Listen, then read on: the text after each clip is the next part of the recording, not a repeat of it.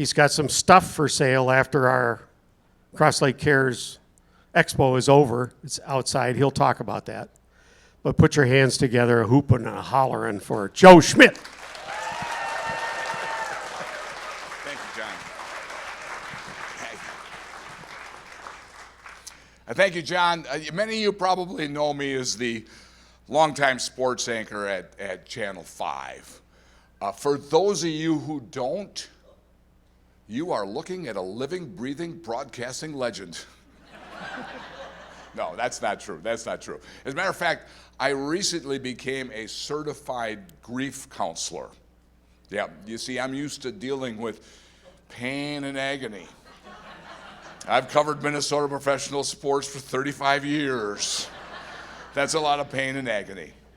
Oh, I'm so glad to be here today because I heard that this group is the smartest group in the state of Minnesota here up at Cross Lake. As a matter of fact, I want to see just how smart you are. On the count of 3, could everybody say out loud, real loud, what color a yield sign is? 1, 2, 3. It's been red and white since 1974. Now, the reason I did that is because I want us all to look a little bit differently at how we impact each other. And I call it silent impact. We make our biggest impressions when we're not trying to make an impact. I study people who make an impact. I've written a couple of books on people who make an impact, and I find out if we're more aware and intentional with the impact we have, we can be healthier, we can be happier, we'll have more friends than we'll ever know what to do with. You know, John Wooden, the late great basketball coach at UCLA, has one of my favorite quotations. He says, it's what you learn after you know it all that really counts. I covered a track coach at the University of Minnesota by the name of Roy Griak. Now, Roy had a very long, successful career as a head coach of the Minnesota Gophers. He coached Big Ten champs, he coached national champs, he coached athletes who made it to the Olympics. Roy stayed involved in the program even after he retired into his 90s. As Roy was getting ready to pass on, I started reading some tributes to Roy on his CaringBridge site. And I recognized a lot of the names. They were the Big Ten champs, they were the national champs, they were the Olympians. But something struck me when I read all those tributes. Not one of them said, I would have never been an Olympian if you weren't my coach. Remember that Big Ten championship we won? Not one of them. They all said things like, I'm a better dad today because I went to the University of Minnesota. I'm a better man today because you were my coach. I just closed the biggest business deal of my life using Roy Griak 101. And it got me to thinking, Roy Griak lived a life of significance. Not because of the champions he coached or the trophies he had in his trophy case. He lived a life of significance because of the impact that he had on others. You see, the championships and the trophies were a byproduct of living a life of impact. And if you want to live a life of impact, you got to break it down into 3 areas: purpose, persistence, and passion. Purpose. Align your actions with your values. Persistence. People who make an impact are persistent in their positivity and they're persistent in their preparation. And last but not least is passion. Passion. Be the heart and soul of the operation because you simply care. You not only care about the people around you, but you care what's going on in their lives. You take it the extra mile. You put them all together and you get what I call an impact player. And that's what we want to try to talk about, how we can all be more aware and intentional to still make an impact. I know a guy who was a pretty good impact player, Joe Mauer of the Minnesota Twins. Joe Mauer was a pretty good impact player when he hit the baseball, and Joe Mauer was a pretty good impact player just being a guy. 22 years ago, Joe Mauer was a senior at Cretin-Derham Hall High School. Now, in every high school, there's a cool table in the lunchroom. You got to imagine wherever Joe Mauer sat 22 years ago at Cretin-Derham Hall was the cool table. He was simply the best high school athlete the state of Minnesota's ever produced. He was recruited by every major college football program to be their starting quarterback. He was an all-state guard in basketball, led his team to the state basketball title. But baseball was his best sport. And with the very first pick in the amateur baseball draft, the Minnesota Twins took the hometown kid, Joe Mauer, out of Cretin-Derham Hall High School. Joe was tall, good-looking, and soon to be very rich. I'd take any of those three for 10 minutes. Every day after Joe's fourth-hour class, Joe would walk a young student who happened to be blind to the lunchroom and invite him to sit down at his table, the coolest table on campus, every day. And I asked Joe, I said, Joe, why did you do this? And Joe's answer was very simple, but yet it was profound. He said, because it was the right thing to do. The right thing to do. I think you could say it was his purpose. He was aligning his actions with his values. Because of that, it made an impact. So I put my reporter's cap on, and I thought, who else did this have an impact on? So I found 6 guys who sat around that table every day with Joe Mauer and Mike Hawley. And then the stories started to come in. They said that Joe would walk Mike to his next class once lunch was over. By the end of the first quarter, the guys at this table would fight over who had the pleasure of walking Mike to his next class. Wednesdays was pizza day at Cretin-Derham Hall, and Mike would invariably spill some crumbs on his clothing, some pizza sauce on his chin or his cheek. Joe Mauer would nonchalantly grab a napkin, wipe him off, brush him off, and get him ready for his next class. By the end of the first quarter, they were all doing this. These are high school kids, the most selfish creatures on God's green earth. But Joe was having an impact. And the impact he had was real, it was powerful, it was profound, it was contagious, and it lasted a long, long time. There was a teacher who monitored that lunchroom who was so inspired by what he saw that he wrote a poem called Lunch with Mike. And I put the poem in my Silent Impact book. And in the poem it says, Joe, for the rest of your career, people will judge you by what you do with the bat and the ball. But they don't know you. I know you because of what I saw you do every day at Cretin-Derham Hall. You know, the funny thing about impact is impact can last a long time. If it's positive or if it's negative, it can last a long time. For example, as a parent or a grandparent, you take your 13-year-old grandson to Valley Fair, the amusement park, and you look up at the prices, you see 12 and under is $25, 13 and above is $50. You turn to your 13-year-old grandson and you say, you're 12 today. Now, we probably have all done that in some form or fashion, but you just had a negative silent impact. The Joe Mauer impact is still living today. Logan, can we roll the video?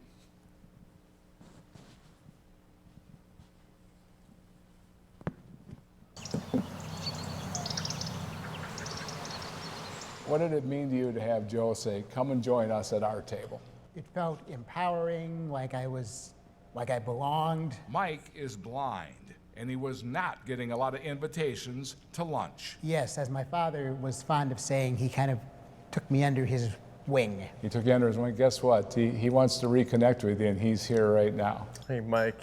How you doing, man? Good, how are you? Good to see you. It's been Good to too see long. you, yes. 2 decades later, a reunion. I was going to say, now what are you doing with Yeah, yourself? well, I got 3 kids now. I have twin daughters. In the same lunchroom, at the same table, I remember you had to catch a red-eye flight from Anaheim. with 2 old friends. You know, I always could count on that cool table my senior year as the place where I wanted to sit, which was nice. I was like, hey, you want to come? We're going to the same place. Let's go down there. And then it turned into every day. Oh, You know, yes, it doesn't seem like too long ago since we were here. If more athletes followed his example, there'd be a lot fewer lonely kids without someone to eat with. You treat people how you want to be treated. You treat people with respect, and usually that's returned. Same thing. Mike showed me that same respect. Thank you for the time you put in and the kindness you showed for the short year we did have together, and I'm a better person for it. Well, Mike, I can say the same thing. That story is still having an impact. There was a young lady who read the story out of a book and started a charity in Elk River called Thumbs Up for Mental Health. And she has a program called No One Sits Solo. It's now in 3 school districts in northern Minnesota, and they plan to, in the North Metro rather, and they plan to roll it out statewide next year. And it keeps on going. Joe and I decided to write a children's book called The Right Thing to Do.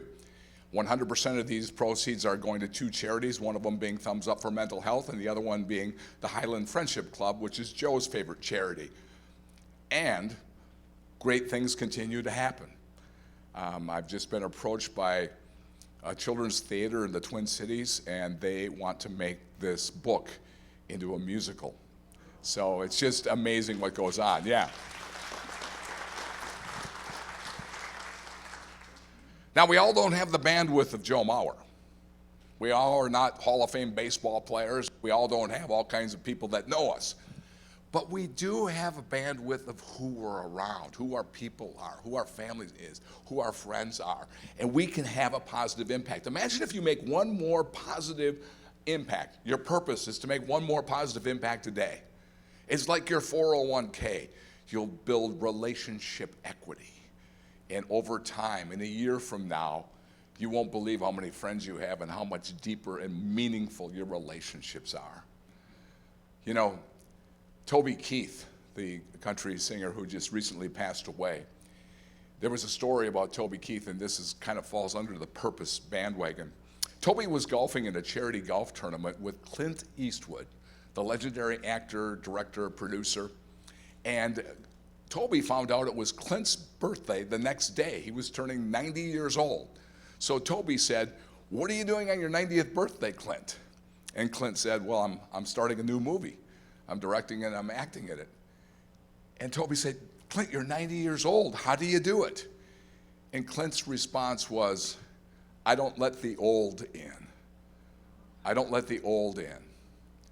Toby was so inspired by that comment, he went home that night and wrote a song called "Don't Let the Old In."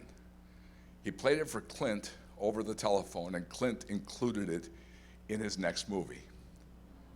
What can you not let in? Let the old in. Don't let the negative in. Don't let the judgment in, the comparison in.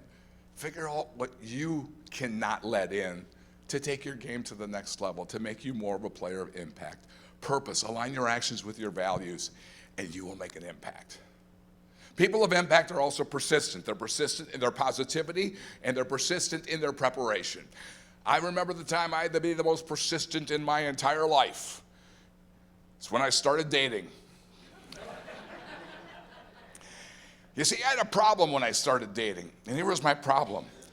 Every time I found a girl that I'd bring home, my dad didn't like her. Every time. Excuse me, I got that wrong. My mom didn't like her. I got it wrong. My mom didn't like her. Every time. So finally I got out and I went smart. I found a girl that kind of looked like my mom. She dressed like my mom. I know this sounds kind of weird. She wore the same perfume as my mom. I brought her home and it was great. My mom loved her. Now I had a new problem. My dad didn't like her. Yeah. I think the best way to be persistent in your positivity is by living by the 90-10 rule. Have you ever heard of this 90-10 rule? See, I think if we all look, 90% of our lives are good, if not great. And 10% we all have a little mess. We all have a little junk. Where people lose their positivity, where people lose their balance, is when they don't spend 90% of their time on the positive. Don't spend 90% of your time on that 10%. That's how you can be persistent in your positivity. I grew up in a small town called Seymour, Wisconsin. Does anybody know where Seymour, Wisconsin is? Anybody at all? Nobody got that lost, huh? Yeah. Yeah. Seymour, my high school was so small, we had driver's education and sex education in the same car.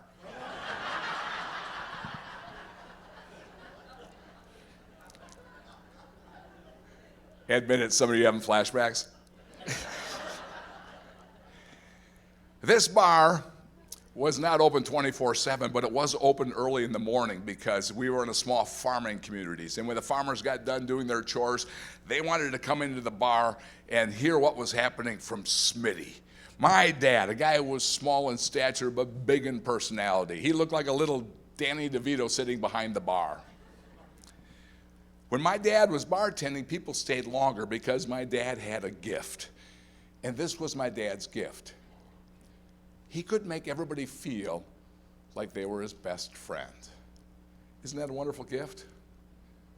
Each and every one of us in this room has special gifts. Use what you got to get what you want. When my dad was bartending, he learned how to connect with people on a different level. But the truth was, my dad really only had one best friend, and his name was Mr. Leash. And he came to the bar quite often because he ran the local pop company. He brought in product all the time. And when those two got together, they'd be laughing and joking and having a really good time. It was almost as if they were brothers. Well, this bar was also one of 3 places that had the fire alarm for the volunteer fire and rescue unit. Well, one day I was sitting in the bar, and the fire phone rang. And when my dad picked it up, this time I knew it was a little bit different. Because for the first time in my life, I saw fear in my dad's eyes.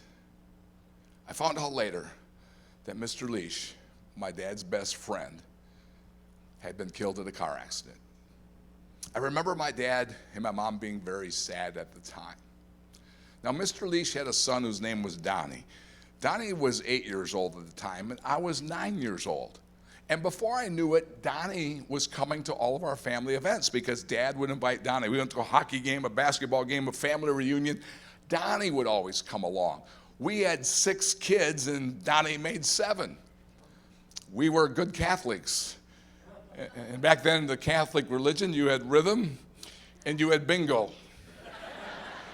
And if you didn't have rhythm, bingo. I appreciate it. I can't tell that joke anymore. You're the right crowd to tell the joke to. When I look out and see those millennials out there, they look at me like, what the heck's this dude talking about? Donnie would always come along. And I didn't really understand what my dad was doing.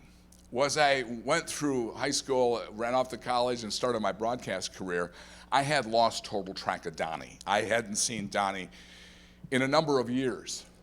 The next time I saw Donnie, I was 25 years old. And Donnie was crying. It was at my dad's funeral. And I can still see it out of my mind's eye, as clear as day, Donnie crying. And several years later, I heard a quote from Maya Angelou that took me right back to that moment. And you probably heard the quote. She said, people won't remember what you said. They won't remember what you did, but they will remember how you made them feel. My dad made Donnie feel good.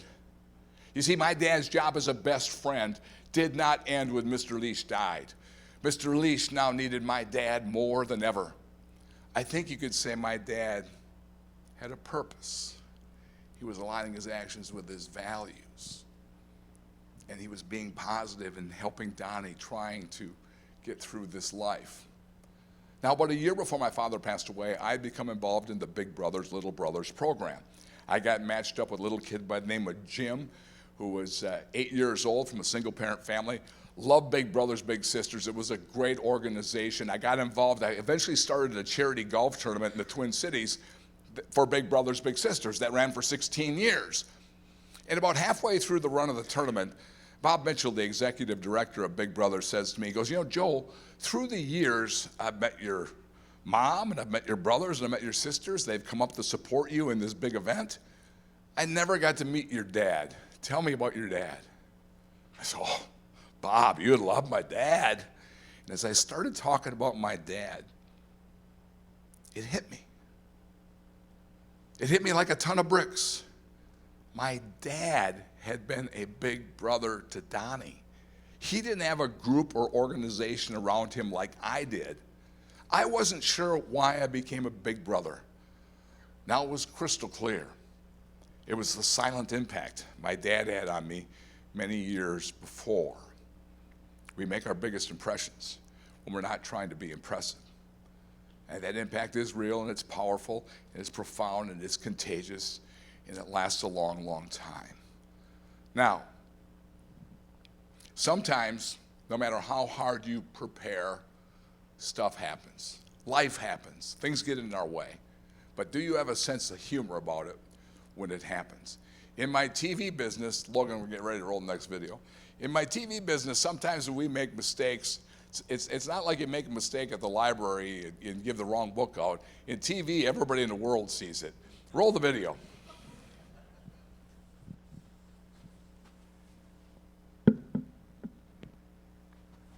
It looks like Ruben is in the lead, and here comes out. And this... Oh, jeez! That was a bad idea. At Riverside Park, Rob Leth, Global News. I'm so pale. You're on it. Today's snow is crippling much of the Washington lowlands. Democracies respond to those scandals. And what will it mean for the wider region? I think one of your children has just walked in. I mean, shifting sands in the region. Do you think relations with the North may change? I would be surprised if they do. Pardon me. My apologies. Here's the big picture. We've all had the hiccups before, right? Cypress to Copperfield as well. 5:36. Scattered showers and a couple of thunderstorms during the overnight. Compared to heavy rain. Record low temperatures. The proper way to sled down a hill that's more muddy than snowy. They say no matter what, just have fun, use your hands, and make sure you steer. Oh boy, from the snowman. And thought nothing will ever be as cool as crystal meth. Pepsi. Now, following her victory speech, Kim asked her and her supporters to say a prayer for Gina Roberson, who remains hospitalized for a stress-related illness. 12 pounds, but they can grow to be... Linda Carson, ABC7, would you not eat my pants? Cancellation of his visit to the Philippines. Emery King is at the White House this morning. Emery, has the White House more or less set the stage to scrap the trip? Hey, how do I know, Connie? Okay. Oh, my God. I'm very sorry, Connie. Good morning. The White House has obviously kept a very close eye on the situation in the Philippines. A local man spots something suspicious and he decides to spring into action. He has done something that is very good. We zijn hier in Kampen, een van de 3 prachtige historische Hanzesteden in de IJsseldelta. Want hier wordt binnenkort het grootste paasevenement van Nederland georganiseerd. Seel Kampen. Burgemeester, wat is er nou zo bijzonder aan Seel Kampen? Als je de mooiste...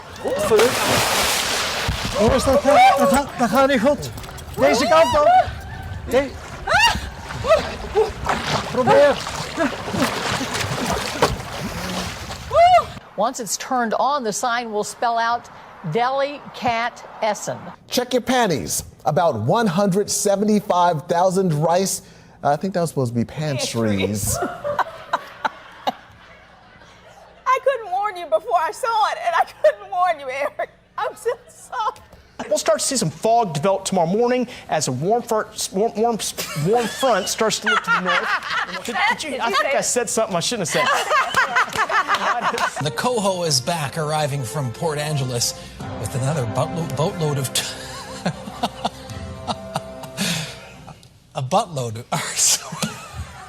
boatload of tourists ready to enjoy the long weekend. It looks for him in Uxbridge also something where there may be some concern. He had a 12,000 majority here. 12,000! It's now down to 5,000. 5,000! Some people think it won't happen again. It won't happen again! Thanks very much, Tim. Oh, yeah. stuff happens, and I think sometimes as we get older, we lose a little of our sense of humor. You know, kids laugh 10 times as much as adults. We're all gonna have a crisis or stress or anxiety in your life, and the best way I heard how to handle it is rate it on a scale of 1 to 10, with 1 really being nothing and 10 being a 5-alarm fire. It's your job to respond at or below where it is. Let's say it's a 7. Respond at or below 7. Don't go up nuclear up to number 10 right away. That's the way to do it. Somebody cuts you off in traffic, that's a 1. Road rage is a 10. So don't do that. Here's something I can do, just show you a little bit. Everybody fold your hands like this. Okay, now put your top thumb on bottom and the bottom thumb on top. I saw John Maxwell do this once. It's just a little bit uncomfortable, isn't it? See, that's what change is. So sometimes you have to get uncomfortable. I think as we get older, we get a little more fearful than fearless. And if you want to take your game to the next level, if you want to improve where you're at, you got to be fearless sometimes. You can't be afraid to make mistakes. That's the only way you take your game to the next level. How many of you know what these are? Count to 3. 1, 2, 3. All right. How many of you still have a pair of Zubas? All right. Stand up. You're proud. No, are you wearing them today? Okay. Just checking. These are my Zubas. They're pretty good. Now, Zubas were invented in the late 80s and early 90s by a couple of guys who ran a big weightlifting gym in Roseville, Minnesota. Now, these were big power lifters. They lifted heavy weights, and they just didn't like the sweatpants that you could buy at Target or Costco or wherever you did your shopping. So one of the guys knew how to sew, so he sewed himself a pair of these goofy zebra pants. Well, the next thing he knew, everybody at the gym wanted these pants. Well, these guys were no dummies. They figured out maybe we got a company here. By the early 90s, they had pro wrestlers and pro athletes and the Twins, and a bunch of people were wearing them. They were doing over $100 million of business worldwide, selling these crazy pants all over the place. Now, I'm not here to talk about their business success story. I'm here to talk about their tagline. Their tagline was, "Dare to be different." Dare to be different. If you wore these on Sunday in church, you were daring to be different. But this goes right back into what I was talking about. When you play it safe, you're not going to take your game to the next level. I mentioned I cover the Minnesota Vikings, go to every single game. So if you have a Super Bowl party, you can invite me. I'm sure I won't be busy. Was that too soon?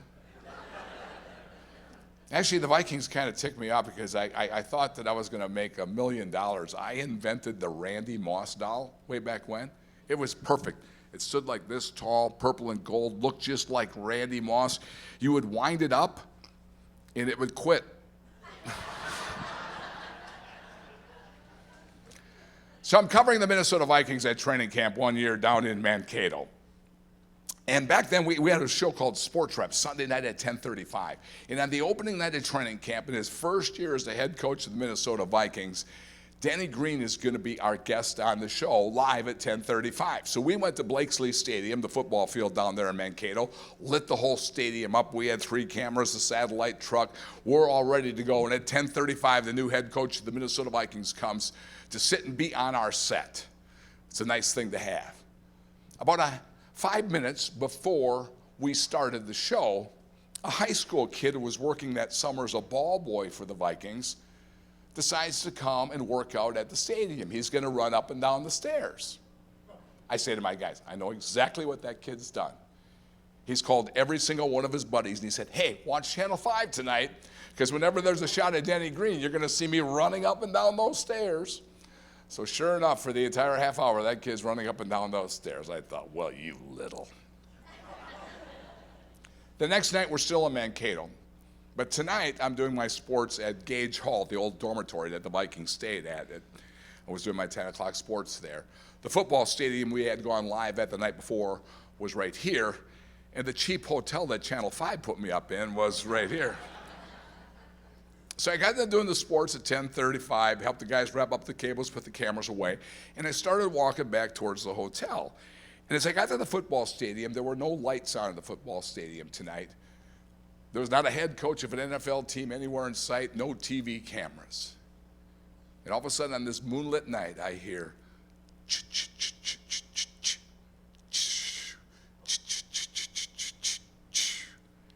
I go and I look, and there's that high school kid working out just as hard as he had the night before. I had it all wrong. Most of you probably know who this high school kid is. His name is Larry Fitzgerald Jr., who went on to become one of the best wide receivers in National Football League history. Good enough isn't good enough if you want to be the best. If you want to be the best, you have to prepare to be the best. That's what Larry was all about. Think of ways you can be persistent in your positivity and persistent in your preparation, and don't be afraid to change. Last but not least is passion. Passion. Think about people you like to be around in your life, and I guarantee you, they are people with passion. People who are successful are passionate about what they do. I married my wife because she's the most passionate person I know. Just the other night, I came home, and she's sitting with a big glass of wine.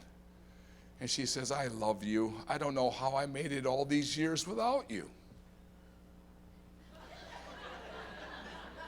I said, honey, I love you too, but are you sure that's not the wine talking? She said, yes, I'm sure. I was talking to the wine.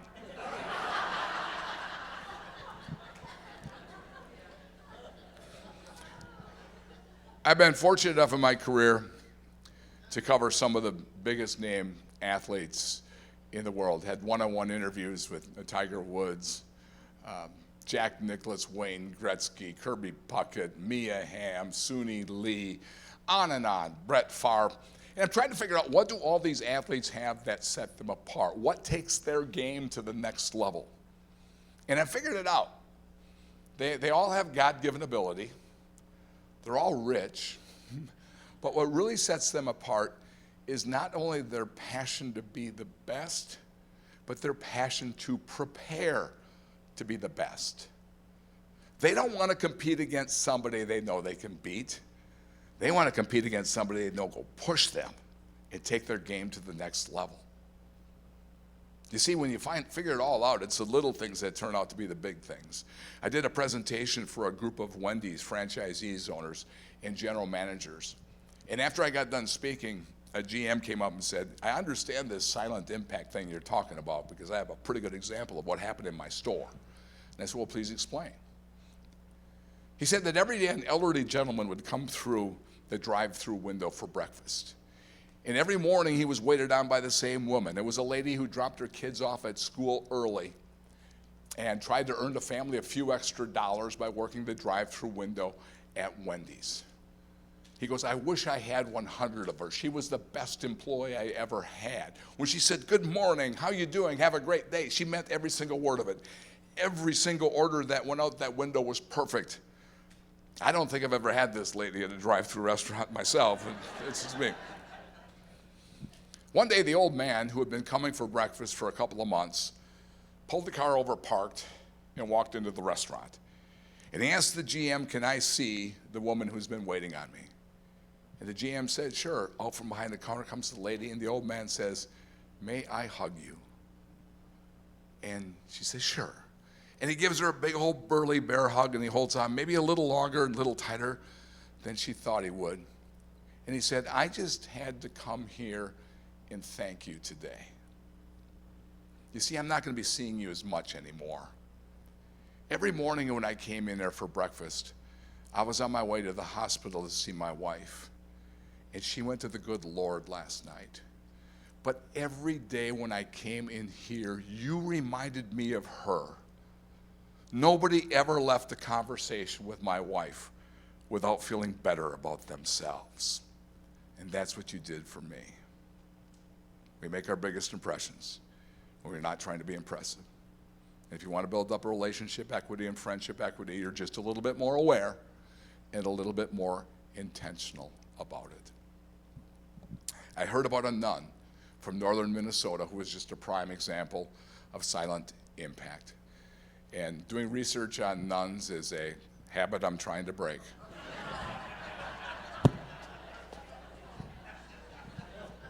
I should have warned you, they get worse as it goes on. And once again, right crowd, right joke. So I heard about Sister Helen Morosla. Now, Sister Helen was a nun who was a teacher, so I went looking for her, but unfortunately, I found her in the Brainerd Dispatch in the obituary section. It said that Sister Helen was born in 1935. She became a Catholic nun. She taught in Catholic schools in Minnesota, Kentucky, and Texas. She lived a life of servitude. But what it didn't say was the impact she had back then and the impact she is still having today. Sister Helen was teaching 3rd grade in a Catholic school in Morris, Minnesota, not too far from here. You go to Morris? You're from Morris? All right, all right. Into her classroom walks a young guy by the name of Mark Eklund. Now, Mark's a little bit of a troublemaker. He talks way too much. At one point, Sister put some Scotch tape over his mouth to get him to shut up. That didn't work. They both laughed about it. Fast forward a couple more years, Sister's now teaching high school math. Into her classroom walks Mark Eklund. A little taller, a little more handsome, still a little bit of a troublemaker, but they had a good relationship. Well, one week, Sister was trying to teach this class a new math concept, and the kids were just not getting it. The atmosphere in the classroom was wrong, and Sister knew she had to change it. So she told everybody, take out a sheet of paper. And the kids thought, oh no, a pop quiz. She said, no, here's your assignment. I want you to write down everybody's names down the left-hand side of the paper. Do you know all your kids? Because you've all gone to school since you were 1st grade together at Catholic schools. And I want you to spend the rest of the hour writing down the nicest thing you can say about each and every one of your classmates. So the kids got right on the assignment. And when the bell rang, they turned in their papers. And over the weekend, Sister Helen compiled everybody an individual list of the traits that people put down on the paper. On Monday, when the kids got back to school, Sister Helen gave everybody out their individual list. And she noticed right away things had changed. People were smiling, they were laughing, they were comparing notes. And when she started teaching, all of a sudden, everybody was engaged. They were all in. This math problem nobody understood on Friday was understood by all on Monday. Sister thought, success. We fast forward a couple more years, and Sister's returning from vacation.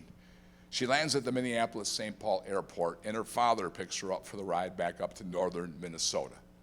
And on the ride home, her dad says, honey, the Eklunds called. And Sister goes, oh, I was Mark. I've been thinking about him so much lately. And her dad said, honey, I'm sorry to tell you, Mark died in the Vietnam War, and his funeral is tomorrow, and the family asked if you could come. Well, Sister was devastated. And she went to Mark Eklund's funeral, and at his grave said he had a 21 rifle salute. And that's when a young soldier approached Mark and said, were you Mark's math teacher? And she said, yes, I was. He said, I served with Mark in Vietnam. He talked about you a lot. Sister was stunned. Later, the family had invited everybody out to the family farm to finish the celebration of Mark Eklund's life. Sister was having lunch with some friends when Mark Eklund's parents approached her. They said the Army had sent back Mark's belongings and they wanted her to see something. Out of a plastic bag, they pulled out a wallet. And out of that wallet, they pulled out a tattered, crinkled piece of paper with yellowed Scotch tape on it. It was the list. Mark had carried the list with him to his dying day. Soon some of Mark's classmates gathered around. One said, I have my list, it's in my wedding album. Another one said, I have my list, it's in my sock drawer. A third one took his wallet and pulled out a tattered, crinkled piece of paper. They all had their list. Sister wrote an article for a religious education magazine trying to inspire young teachers to show their passion for the kids. And she told the story about the list and the impact that it had. Well, as fate would have it, nowadays it went viral. She ended up in a Reader's Digest. She ended up in Chicken Soup for the Soul, one of their books. She became a mini celebrity in the convent in Morris, Minnesota. Before she died, she gave one interview on the list. And she was asked, what were the lessons you were trying to teach those kids so long ago? And she said there were 2 lessons. 2. 1, you can always find something nice to say about everybody. And 2, we all need to praise more, condemn less. Praise more, condemn less. The lessons from Sister Helen's list are alive and kicking today. I know that for a fact because I found 6 of Mark Eklund's classmates. All 6 said they either still had the list or they remember every single word on the list. All 6 said if they had to name the most impactful, influential people in their life, Sister Helen would be on the list. All 6 said they taught the lessons from Sister Helen to their kids and to their grandkids. Vicki McNally said on her list, she was funny, she was a good athlete, and she had nice long legs. Judy Swanson said on her list, she was loyal, she was good at art, and she had luscious lips. So we know the hormones were raging for at least one of the kids in Sister Helen's class. Jim Halby was not at Mark Eklund's funeral. He had a pretty good excuse. He was half a world away fighting in the war in Vietnam himself. And in his wallet was the list. I said to Jim, I said, why did you bring that list with you all the way to Vietnam? He said he was packing the night before and he said he was scared to death. But he saw the list on his dresser and he said, you know what? I'll put it in my wallet in case I have a bad day, I can look at it. And I had a lot of bad days in Vietnam. You see, you never know when you're going to be that person who makes an impact on somebody. You never know when that person who's sitting next to you is going through something heavy. It just needs somebody to be nice to them, to say hi to them, to acknowledge them, to make them feel they belong. That's the way you make an impact on the world. Your homework assignment, tonight when you're laying in bed, I was trying to figure out how can we all be more aware and intentional. If you could build a monument to your 4 most impactful people in your life, your own personal Mount Rushmore, who would you put on your Mount Rushmore and why would they be there? And I make it a little bit more difficult for you. You can't put your parents on the list. But when you think deep, and sometimes you got to go back deep. Sometimes it might not even be a person you know. Sometimes it might be a teacher. Sometimes it might be a coworker. Sometimes it might be someone who did something bad to you but had a great influence on you. But when you do that, you're going to find out that the people who make your list, guess what? They were people of great purpose. They aligned their actions with their values. They were obviously positive people, and they obviously were people who had amazing passion. And then emulate what they do so you can be on the list. Emulate what they do so you can be on the list.